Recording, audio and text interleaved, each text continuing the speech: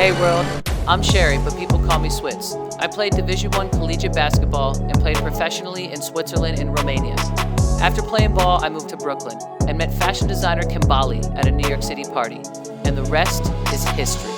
We are giving dope individuals a platform to share their journey and connect shared passions around the globe. Welcome to the Kimbali Podcast. Hey, what's up, everybody, and welcome to the Kimbali Podcast, a show dedicated to elevate dope individuals, share the journey they have been on, and connect people around the world with shared passions.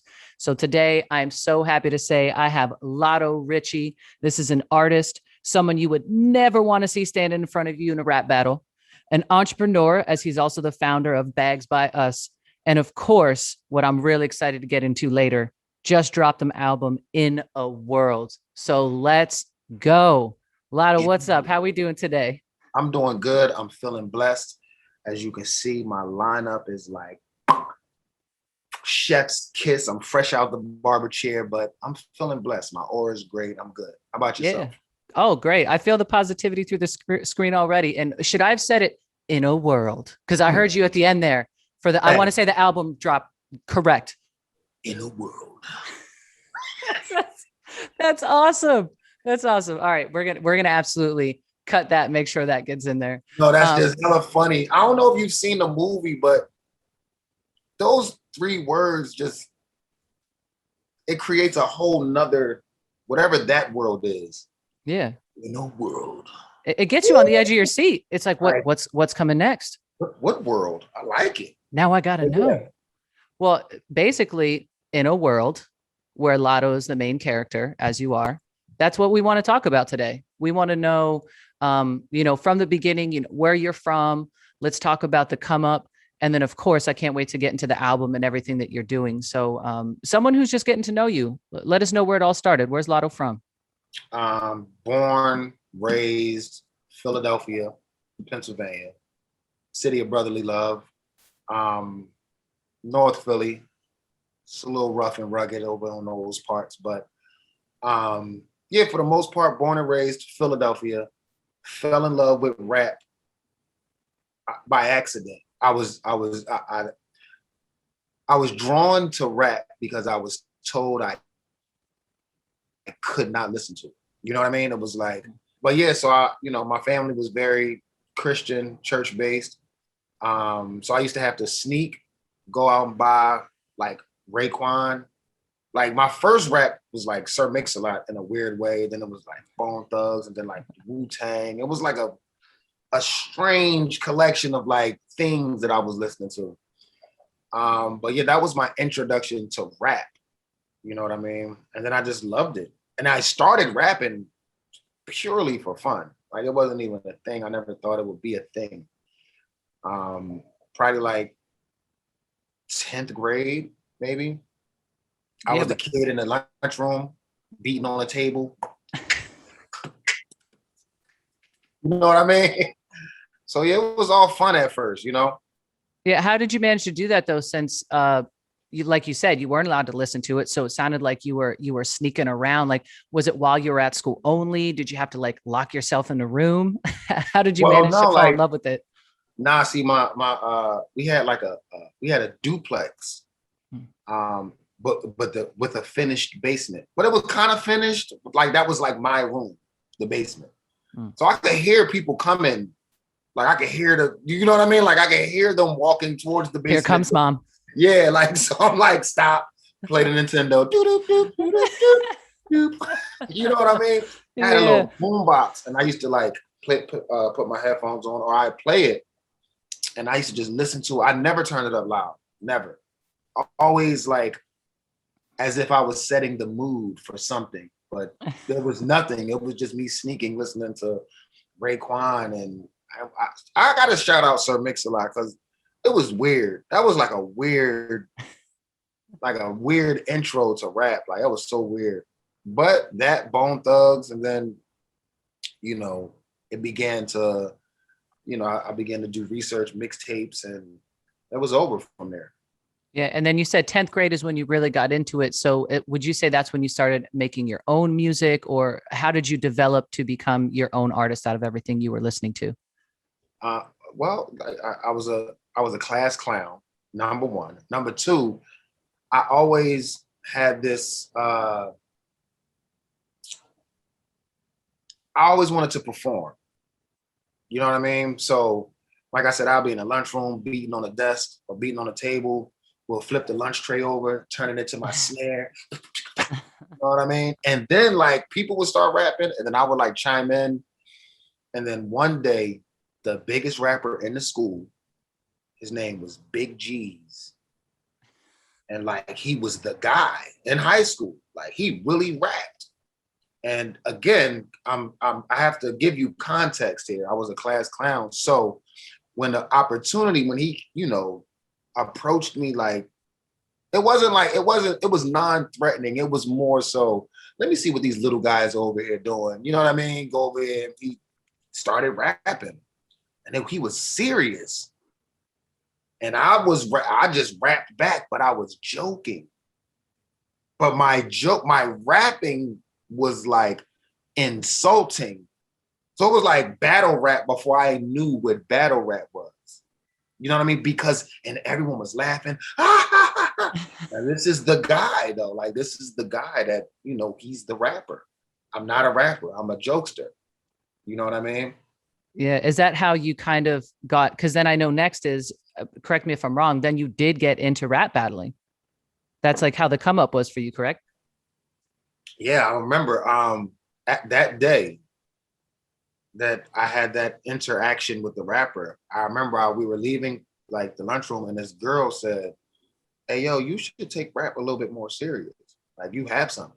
Like she really told me that, and I believed her and just ran with it from that point on. So then I started writing, and like getting into serious battles probably happened like 5 months after that. And it was like my first 3 battles in the city of Philadelphia were major battles. And I'm a kid, I'm so naive. I don't know the importance. I don't know the magnitude of what's happening until I look back and be like, yo, that is crazy, yo. I'm by myself battling a whole group of people, 7 people. I kill them all. It was crazy. Yeah, so that was pretty much how that sequence of events happened.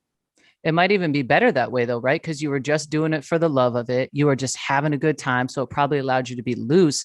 And then all of a sudden somebody was like, damn, you're good. And then you're like, yeah, actually, yeah, I'm the shit. Let me go do this. Like, would you say that was your advantage going into it? Because other people were probably going into it like, this is my life. Yeah. I need this. So people were using it as a way to get out. Like I tell people this all the time. When I was a kid, I wanted to be a psychologist. Like I still do want to be a psychologist. You know what I mean? Mm-hmm. So rap was never part of the equation. Like it never. So even as I'm doing it, I'm not looking at it as a means to, like, I'm not looking at this as the way how other people are looking at it. Like, hey, listen, if we all put our resources behind this guy right here, we could pull it off. You know what I mean? So I was very naive. There was no business involved. There was no contracts. It was just pure love and joy. Now, one of these battles that I had was with a group of people. Their name was Diamond District. I'm from 29th and Diamond. That's my street. Then there's 32nd and Diamond. It was a group of rappers up there. I didn't even know they existed. I went up there. I battled them. And it was so nasty.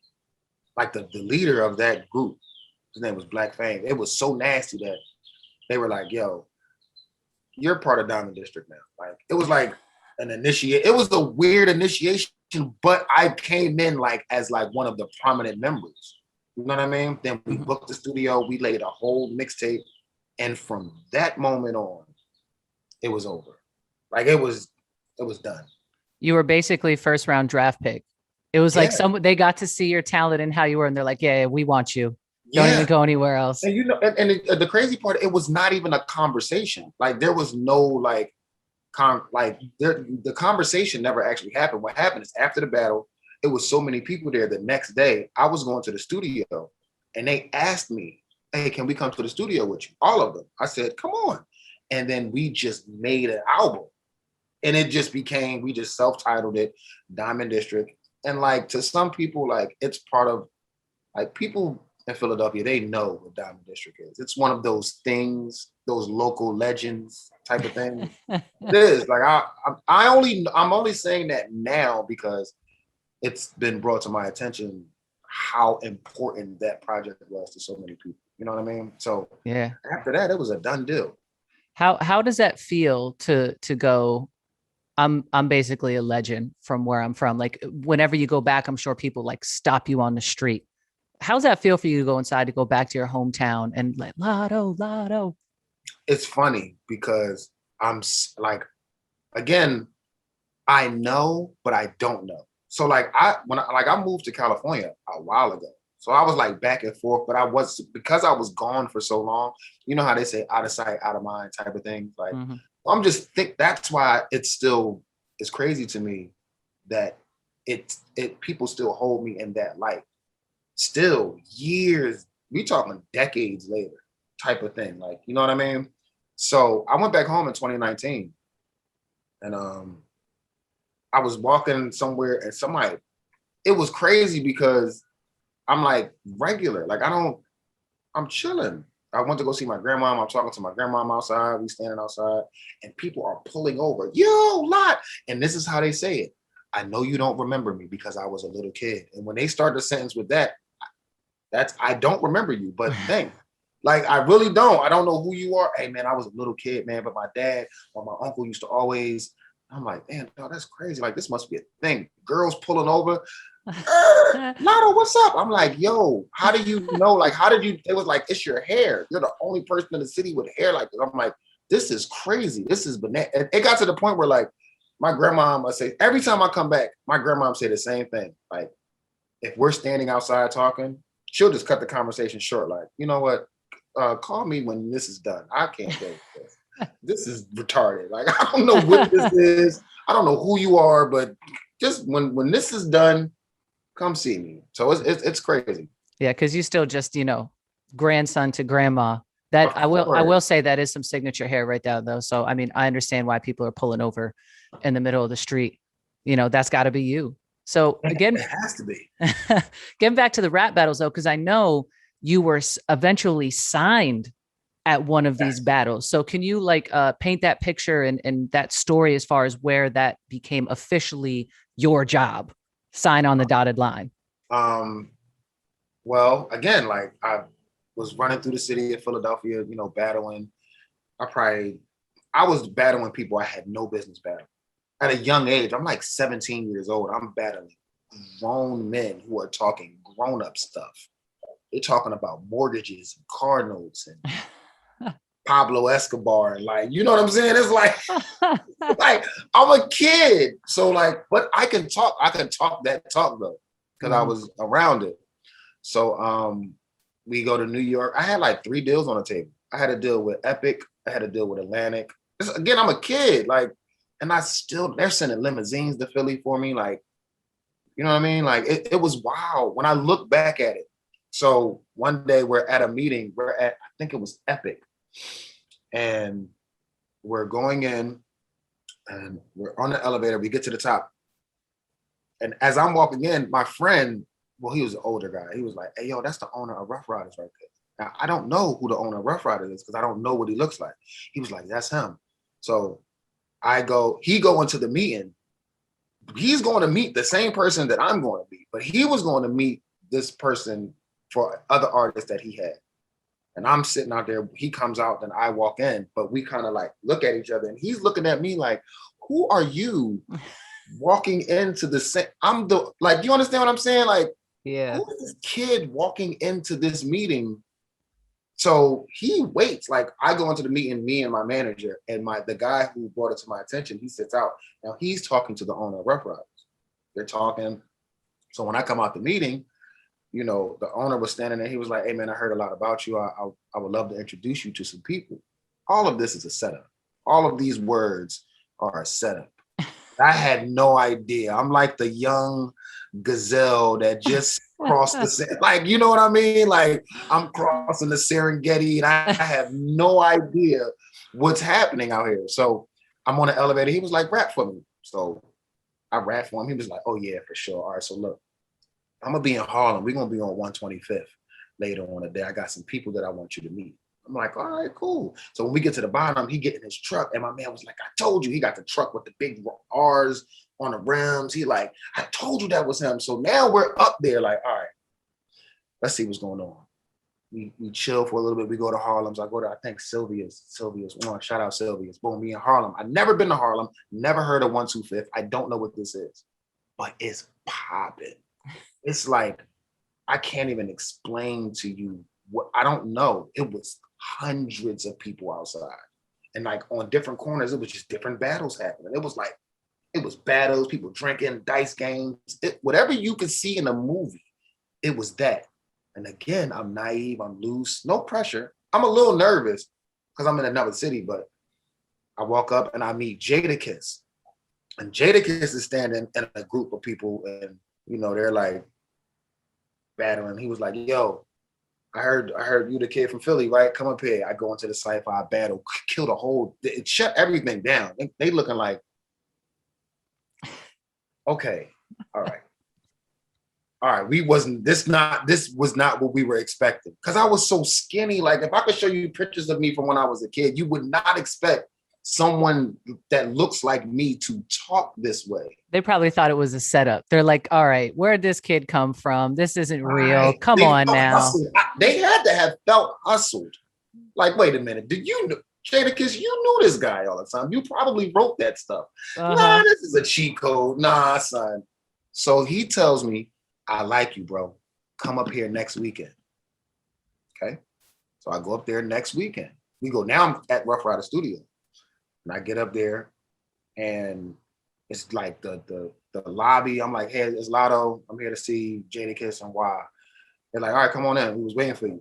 Ooh, that sounds nice. We were waiting for you. That was nice. Okay. Now I'm beginning to feel like now the ego is starting to There we go. Now it's starting to develop. A star is born. Okay, they're waiting for me. Okay, got you. I get in there and there's one person like at the reception part and it's like dim. And then he said, everyone's upstairs. And I'm like, everyone's upstairs? Okay, cool, let's go. I go upstairs, I open the door and boom. It's 50 people in the room. Jadakiss, Styles, the Locks, Swiss Beats, the owners of Ruff Ryders. And there's crowded around someone, and I get to the middle, and it's Cassidy. And I'm like, holy shit. I feel set up. This is how you set up the little gazelle to run across the Serengeti. This is what it all clicked at that moment. Like, oh, this is what he meant when he said they were waiting for you. Okay. They wanted to give you some baptism by fire and see if you're really about to rock. Yeah, no. So I got in there and me and Cassidy literally battled for 5 hours. Literally. What?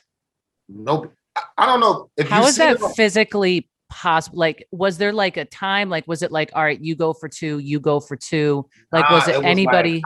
Like, I came with some friends and he was with some friends. So I would rap and he would rap and his friend would rap and my friend would rap. Then it would go like that. Then it became a process of elimination until it was just me and Cassidy. And we battled from daytime to nighttime. And like for real, you can go on my page on Instagram. Cause I told this story before and people were like, bro, you're lying. That's Cassidy. I'm like, don't believe me. Cassidy will tell you. If you go on my Instagram right now, I have them saying it, not me. Cassidy will tell you, hey man, I remember this one time. They asked Jadakiss, what's the craziest battle you ever seen? And he said, hey, one time it was this kid named, and those are the moments when I realized, oh, this is urban legend type stuff. You know what I mean? It's like, wow. And then from that moment, I got signed to Ruff Ryders, and me and Cassidy went on like a battle tour. We went from Philly to New York to Miami to Atlanta, everywhere, just battling whoever people killing them. It was crazy. It's a crazy time in my life. It's beautiful. So basically, you and Cassidy just took on all of the United States of America in rap battles? Yo, and that sounds crazy, But yes. You're like, in the simplest terms, that's exactly what happened. So how was that for you? Like you said a million times, I'm just a young kid. I don't even know what's going on. And then you get signed by Rough Riders. Like, just that had to have been a movie. That had to have been some movie type shit riding around when I'm assuming this is like peak Rough Rider hotness, you know? Yes. And here you are right in the middle of it. How was that for you as a young kid touring the country? And see, and this is the thing. It never hit me. Wow. The reason why I say that is because I just never looked at it like that. I know, like when I say this out loud, it sounds crazy, but it never hit me. Like it didn't really hit me until later. You know what I mean? Like it didn't, like in the moment, it's just in the moment. Now I was raised with, guys that were getting money. So it was not the money thing. It wasn't like, oh my God, I'm around millionaires. It wasn't that. Oh, jewelry and rappers. I didn't really feel it until me and Swiss developed a really close relationship. Like, talking about we lived together for years. I was with, you know what I mean? Like, and in those moments is when it hit me, like, oh shit, like this is a blessing. You know what I mean? Like at the time though, I didn't look at it that way because everything happened so fast. I didn't have time to process it. It's almost like the kid that goes All-American high school, 1 year college, right to the league, right to starting, right to the playoffs. You don't even really get a chance to really like, oh shit, I'm in the NBA. Like that never dawned on me. Like, oh shit, I'm here. Other people treated me like that, and I kind of hated it. You know what I mean? Like, yo, bro, it's still me. I'm just a regular guy. Like, you know what I mean? So the attention part was kind of weird. You know what I mean? Although I like to perform, but I like to perform on my terms. You know what I mean? So again, like it was beautiful. But in the moment, we lived in Miami for like a year and like off of Star Island, like big mansions, I'm jet skiing. It still never hit me. Got my first tattoo in Miami, sitting next to Swiss when he getting his first. Like when I say these things, now it sounds crazy. But in the moment, I didn't feel that way. I didn't feel it. It felt so normal. It really does whenever you say that. But I guess now looking back, right, you were with Diamond District, you were with Rough Riders, had Swizz as the mentor. Would you say now at this point, are you savoring it a little bit more? Like even like being present, like dropping the albums, are you realizing like this greatness is happening around you right now and maybe enjoying it a little bit? Or do you still feel like you're that kid and can't believe it? No, now because there's a sequence of events that happened that scarred me from the industry. You know what I mean? Like I went through something that had nothing to do with my talent. Usually they'll be like, yo, dude is not hot. We're gonna sit him over here because something really serious happened. And again, these are like this, they're not myths, but there's a sequence of events that happened in real life that affected my music career. You know what I mean? Like it wasn't a scandal, like no, just to, kind of clear it up. But are you able to elaborate on it? Or is it something where it's like one of those behind the scene curtains that you got to keep it there for the sake of yourself? Yeah, I try not to like elaborate on it. People know, but like just to put it to you this way, there was a infamous beef. Okay. Between two crews. Okay. And it got outside of rap. And some things happened that affected now rap. You know what I mean? And just based on the crew that you were with. Right. I'm being loyal, I'm being solid, and something happened, and one thing led to another, and now I'm pushed out due to the severity of the situation. Like, you know what I mean? And that kind of like threw me. Again, it's like one of those things, like everything, the car is going really, really fast, and then all of a sudden it's like, and there's no valid explanation on why that happened. I know why it happened, but it's like, damn, it's like one wrong decision can change everything. So now it took me a good 7 years to get over that. So I wasn't Damn. making music, like because I couldn't quite figure out how deep this was going. Like, am I allowed to make music anymore? Like, can I go? Like, is it safe for me to go here? Like, can I? If I put together an album and I send it to these people, are they going to shun it strictly because I'm affiliated with a certain group of people? You know what I mean? It was like one of those things. You like And had to learn how to move all over again, almost like from step one. From step one. From being all the way up here, redoing it. And I had to learn to do it by myself because at that point I couldn't really trust nobody. You know what I mean? I had to make sure that I'm moving a certain way and that no one else's movements are going to affect the way I move. You know what I mean? So like I'm low key jaded from the industry. You know what I mean? So it's kind of a bittersweet thing. Well, I mean, I will say, speaking of bittersweet, if all of that happened is what led to In a World, I will say that is a no skip fire album. I have just got to let you know. So everyone watching, you got to go listen to that right now. But would you say like that is the years of just getting back to yourself, recentering the craft, or was this something that you sat back down and everything poured out in a short period of time? Tell us about the creation of this album. Well, I had put projects out prior to this, but I was putting them out based on what other people wanted from me. So like we're battle rappers, like, so they only wanted a specific type of thing from me, which was like rapidy rap.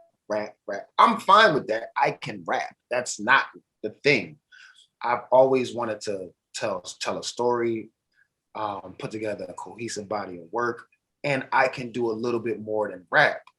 You know what I mean? I remember one time, like in a battle, and this is why this ties all the way into my album. One day I was in a battle. This is before I got signed to Ruff Ryders, and I'm in a battle, and I'm battling a group of people. And my homie stops the battle and was like, "You know what, Lot? No, you're not even battling them no more. It's over."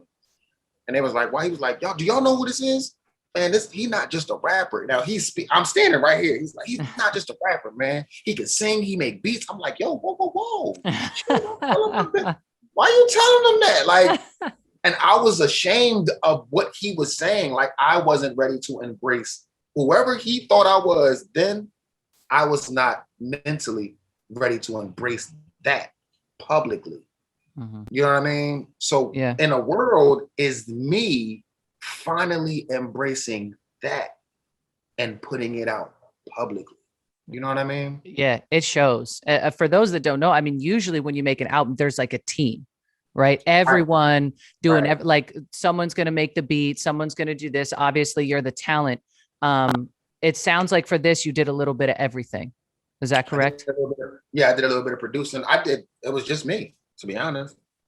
Just me putting it together. And it was probably like 4 years in the making. Like, because some of these songs I was just scared to put out. You know what I mean? Like, I don't know how they're used to a battle rapper. How can I make, you know what I mean? And then I just had to reach that point where I ain't even give a fuck. It was like, you either going to take it or you going to not take it at this point. You know what I mean? Yeah. So how great is it to finally reach that I don't give a fuck stratosphere? Yo, isn't it freeing? Yo, it's so liberating. Like, it's like, yo, that hindered me for a very long time because I actually gave a fuck. You know what I mean? So then when I put this album, I was like, and even how I put it out, like the way I initially put it out was direct to consumer. It was right on my website. It was a secret tab on Bags Bious. You go in there, I send you the link, boom, bop. You get it. It felt like a secret transaction. Hey, give me the $10. I'm gonna give you this dope. Like, you know what I mean? But it's coming straight to me. Like, it's me. Yeah. I don't gotta get it from Spotify. I don't gotta wait for Apple Music to break it down. And it was coming right here. That was how knit. So I was like, okay, I'm cool on it. All right, now I'm gonna make it available.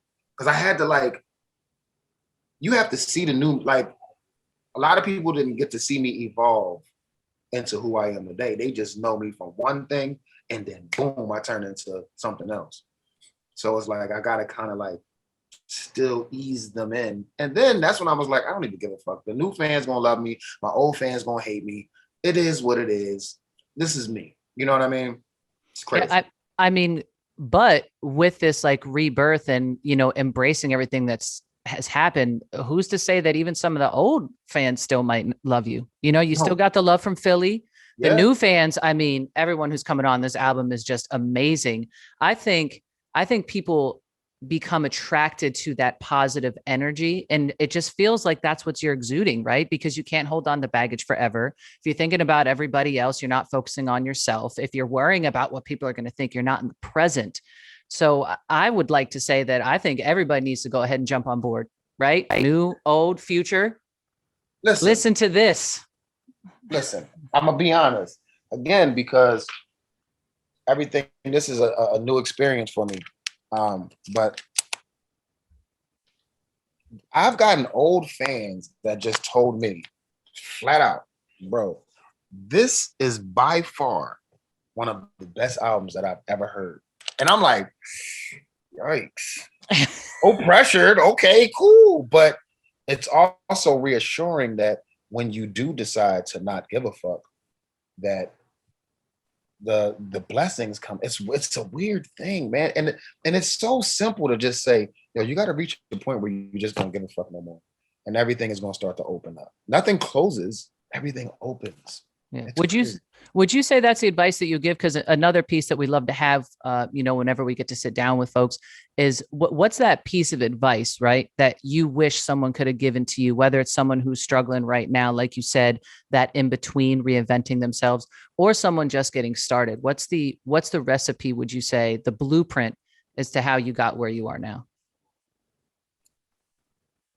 Not giving a fuck. It's like, it's like it goes back to not giving a fuck. because a friend of mine told me something. He said a lot of people suffer from analysis paralysis. Mm-hmm. So they'll analyze something so much that they'll be still and they won't move. You know what I mean? So sometimes you got to move, run, fall, trip, bump your knees, scrape them, get up, brush it off, keep running, climb a tree, jump out. You might can fly, who knows, fall, climb up again, jump out. But it's that fearless, it's be fearless. You know what I mean? It's like, don't learn, be open-minded and be willing to learn from all of these mistakes that you made. You're going to make some mistakes. Yeah. But learn from them. I think that's perfect, because we live in a society, and I'd say social media, where no one shows that, right? It's all about perfection. Everyone wants it to look perfect. Like, you know, we took these 70 shots to make this one. I love that. It's okay to be imperfect. It's okay to be like, I don't know if this is great, but let me at least get that out there so I can start getting feedback. Right. I think you just gave like a major key right there that everyone needs to follow. Just do it. Just go for it. Take the leap. Please do it, because you'll never know. Like, but like, who wouldn't? I've been rapping for all these years, and the feedback that I've gotten on this album, I've never gotten on anything before. It's different feedback. It's not like, yo, bro, you hot. Yo, did you hear? It's not that. It's one of those, hey, yo, somebody called me and was like, listen, bro, I was about to go do something extremely violent, and I put your album on, and now I'm not going to do it. Do you know what I mean? Like, that's a whole different type of feedback. I got like goosebumps right now. I don't know if there's a better compliment of like, you just chilled me out. You put me in a good mood. I mean, I don't think there's anything greater than just continuing to give forth that positivity, because then it gets out there in the universe and now everybody's got it. But you're right, because you switch it up. You had a little bit of singing, you had the rapping, you know, different subjects, even sounded like different genres at some point in the album. Like you said, that cohesive body of work, that is exactly what it was for In a World. And would you say, like, what's something else that you've also heard for some folks that has listened to it? Maybe like some of your old fans back from Philly. Have any of those folks reached out? Yeah, a lot of those people have reached out, and because we're grown, like we're no longer kids. So the things that mattered when we were kids don't matter anymore, right? And the problem is, when you grow up a certain type of way, when you get older, you still try to prove that you're youthful. Like you could be youthful, but you don't have to be immature. So you have people that are like 40 who are scared to embrace the things that a 40-year-old is supposed to be embracing and still want to do what the 20-year-olds are doing. You know what I mean? Mm-hmm. So I have people who've grown up like, this is what I'm trying to hear. You know what I mean? Like I've been looking for something like this, but it doesn't exist because it's either outdated or too current. Mm-hmm. You know what I mean? And we grow older. We get older, man. We mature. We evolve. We like different things as we get older. You know what I mean? I compare it to like Brussels sprouts. When I was a kid, I hated Brussels sprouts. Now I'm a grown up. I love Brussels sprouts. So I got old fans like, bro, this is like serious business here, man. I'm really proud of you, man. A lot of people not gonna get it. You're gonna lose people with it, but don't worry about it, bro. You're on to the right. You know what I mean? Like it's connecting. I got people from jail that's like, bro, I listen to Aura every day. I got people that be like, yo, listen, I never burnt sage until I played your album. These are like thugs. Like, you understand what I'm saying? I got thugs burning You got sage. thugs burning sage. That's crazy, right? Like, yo, that's wild. That just needs to be the info line from now on the album. But you're right. Like you get older and it's like, can I still go to the club? Absolutely. I'm gonna have a blast. Let me get that table. But sometimes you just want to chill and get some good head. Is that too much to ask? Is that too much? And I felt like I wanted to ask very valid questions on this project because it's like, yo, like life could be so simple. You know what I'm saying? Look, we just want to, live right. We just want to eat good, get good head, and sleep good. That's it. That's life. Go listen to track number 7 on In a World, and you're going to understand everything we're talking about right now. That's all I got to say. One of my favorite tracks on the album. You're so multifaceted, though. So, like, before I get to the end, because I want to let you plug yourself so everyone can follow along. What else do you have going on? Because I know you have like your own line. So I want to make sure we plug that as well too, like all the ways that we can support. Yes, Bags Bious, a line where we focus on bags. We got some little merch. I'm working on like a new collection of like backpacks and totes and fanny packs right now. And the whole Bious thing is pretty much self-explanatory because it's a us thing, and it's going to be, you'll see it unfold. It's a very inclusive, collaborative project that I'm doing with multiple bags, linking up with different artists, painters, and we're doing collections and capsules of different bags, different merch, just make it a us thing. So right now I have, the website is bagsbyus.com, and there's some merch on there, some bags up there. We're just trying to switch it up more than putting a t-shirt out, or, you know what I mean? So got the Bags by Us popping off. I had a podcast that I was doing. I kind of put it on the back burner because of COVID. It kind of shut down. And I didn't have a setup as beautiful as the setup that you're sitting in right now. Pan to camera A. That setup is amazing, which is, and like, that's what I learned last year was, you could do it. You can do it. You don't need, I had a studio that I was going to, and so I put a lot of stuff on hold. So I'm about to, bring that back up. Got a couple other little beautiful pieces of content that I'm working on right now, in the fashion world, is with sneakerheads, and that's something different. And of course the album. So that's pretty much it right now. Just very simple. Oh, that's pretty much it. Just everything that you just listed right now, which is like any one of those is a dream for any single person. But just got my line, dropping an album, podcast, regular stuff, light work, little light work. You know what I mean? Wow. Hey, when I do get back up and running as far as podcasting, I would love to have you on. This is what I do. Yeah, and we really chop it up because I got some stuff. The last time I talked to you and Seneca, they got into we were talking to sports, and I was cut short. They were like, hey, we got to go. It's a good thing to have you here, man. We're going to talk to you later. I was like, oh, I can't wait to finish this conversation. You're so right. That shout out to Sen, my boy Remy, Raw Radio Talk, my Sports with Switch segment. That's true, because you wanted to get talking about the sports, and they're like, oh, we got to go. We got to wrap it up. We got to finish the show. Yeah. So yeah, I definitely want to, finish chopping it up about some things that are near and dear to your heart. You know what I mean? Oh, please, please. I mean, now that I've met you officially, now that I've been in the DMs, I'm in there now. We can talk whenever. Yeah.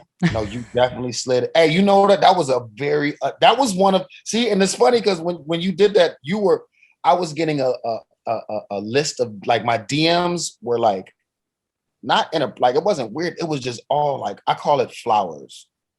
So like people were giving me my flowers. Like it was like it's like a florist shop in my DMs. It's just people just randomly sliding through. Like, listen, I don't know you, bro. I just heard your album, but you are amazing. I really appreciate it.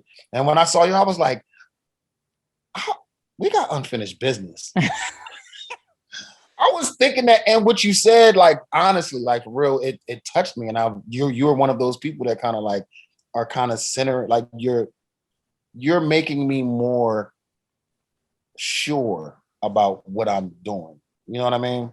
Yeah, And at times absolutely. I was very insecure at first, Yeah.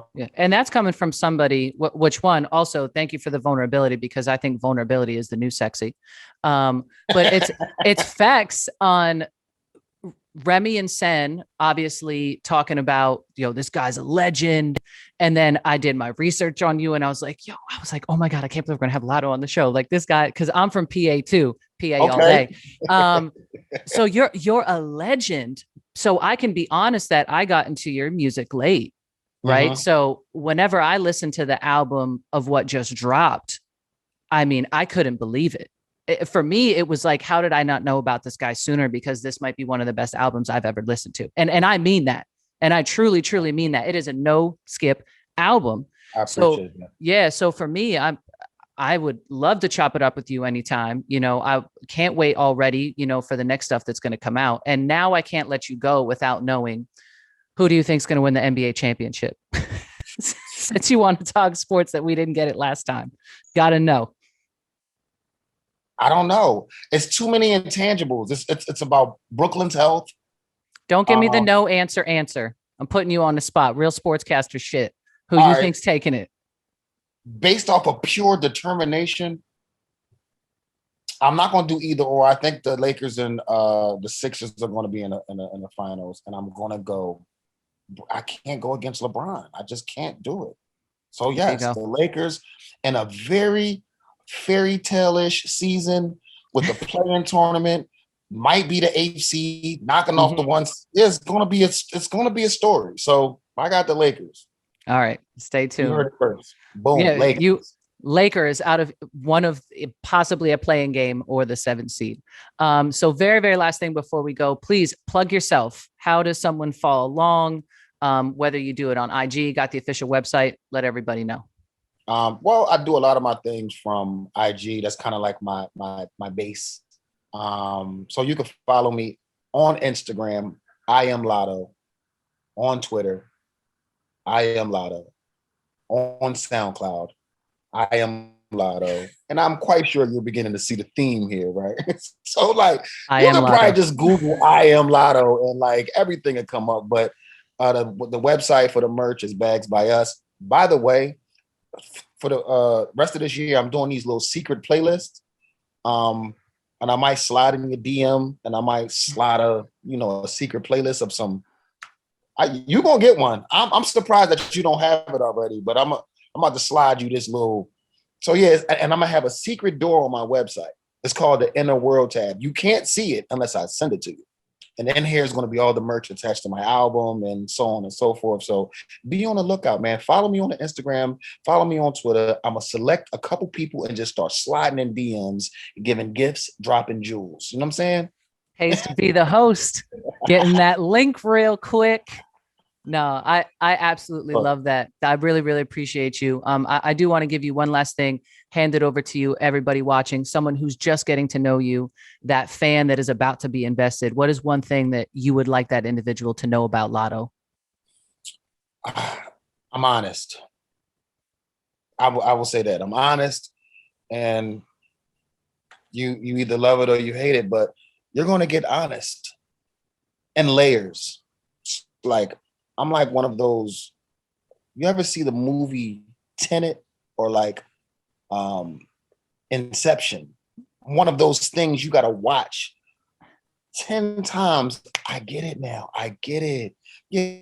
So it's layers there. It's like a Christopher Nolan onion. You know what I mean? I love that. Well, I mean, you got to peel back the layers. You got to follow. You got to follow I Am Lotto on every platform where that there is, because that's everything that he is. IG, website. Also, you got to follow Bags by Us. Check out the merch dropping, and of course, you better go listen to that album right now called In a World. In a World. I am your girl, Switz. This is Lotto, a living legend. We appreciate y'all for tuning in. So please be on the lookout for all things from us and him. We love y'all. Thank you. Hey, what's going on, guys? I am Lotto Richie. You are now locked into Kimbali Radio. Check out my new album, In the World. Now streaming on all platforms. And also, here's my latest single, Is That Too Much to Ask?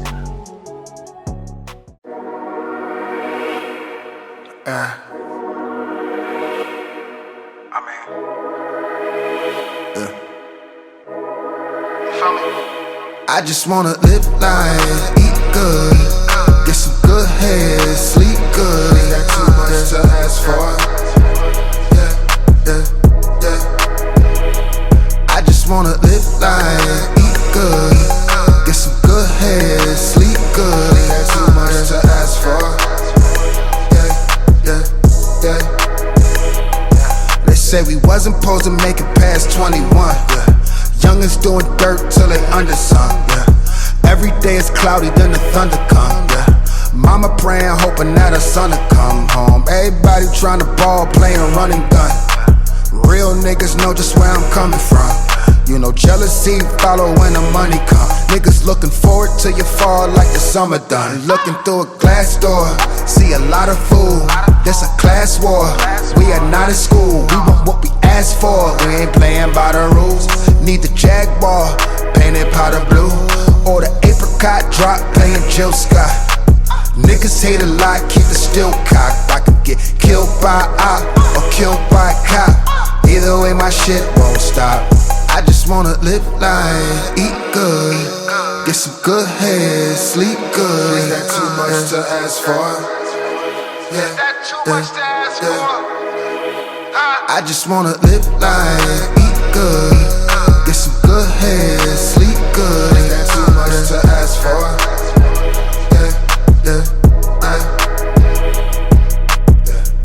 I'm keeping it a honey bun. I never thought I'd make it past 21. So I'ma sip champagne till my stomach numb. I'ma sip champagne. We talking night shift, day shift.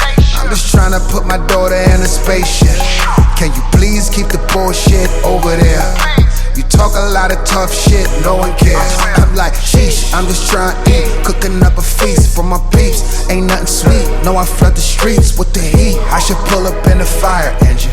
Feeling golly when I jump out, you hear choir singing. I wrote my wish list down with a magic marker. I want my passport tatted like Travis Barker. Not to get killed by op or killed by cop. Either way, my shit don't stop. I just wanna live life, eat good, get some good head, sleep good. Is that too much to ask for? I just wanna live life, eat good, get some good head, sleep good. Is that too much to ask for?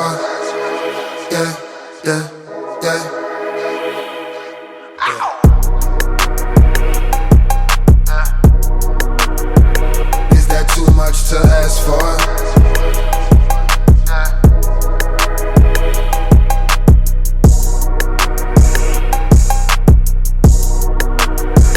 Is that too much to ask for?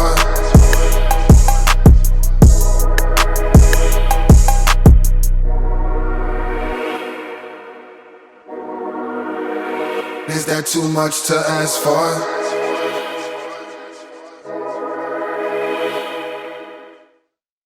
Thanks for tuning in. Be sure to subscribe to the Kimbali Podcast on Apple Podcasts, YouTube, and wherever you listen to your podcast.